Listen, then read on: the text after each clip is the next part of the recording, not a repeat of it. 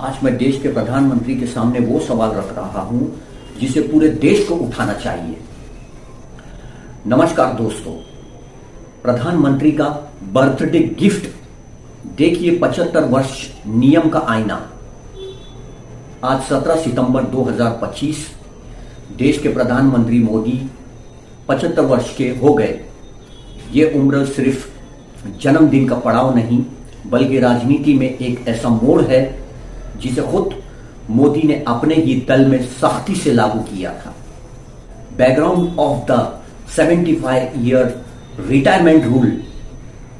मोदी के लीडरशिप में भारतीय जनता पार्टी ने एक नियम लागू किया था कि 75 वर्ष की आयु पूरी करने वाले नेताओं को सक्रिय राजनीति से अलग कर दिया जाएगा। ये नियम इतना चर्चित हुआ कि इसे अक्सर मोदी नियम कहा जाने लगा।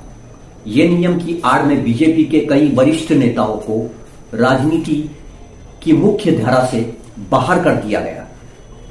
लाल कृष्ण आडवाणी, मुरली मनोहर जोशी, जसवंत सिंह, यशवंत सिन्हा और सुमित्रा महाजन जैसे दिग्गजों को सम्मानजनक लेकिन निष्क्रिय मार्गदर्शन मंडल में भेज दिया गया।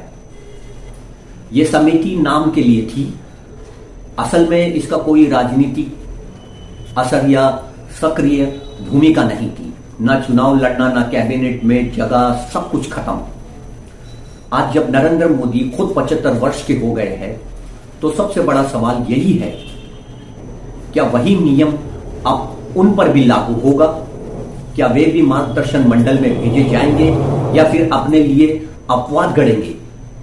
दूसरों को आईना दिखाने वाला आज खुद आईने के सामने खड़ा है। जब आडवाणी और जोशी जैसे नेताओं को किनारे लगाया गया तब यही तर्क दिया गया था कि पार्टी को नई पीढ़ी को मौका देना चाहिए। आज देश और पार्टी दोनों ये देखने को बेताब है, क्या मोदी भी उसी मानक को अपनाते हैं या ये समझा जाए कि नियम सिर्फ दूसरों के लिए था।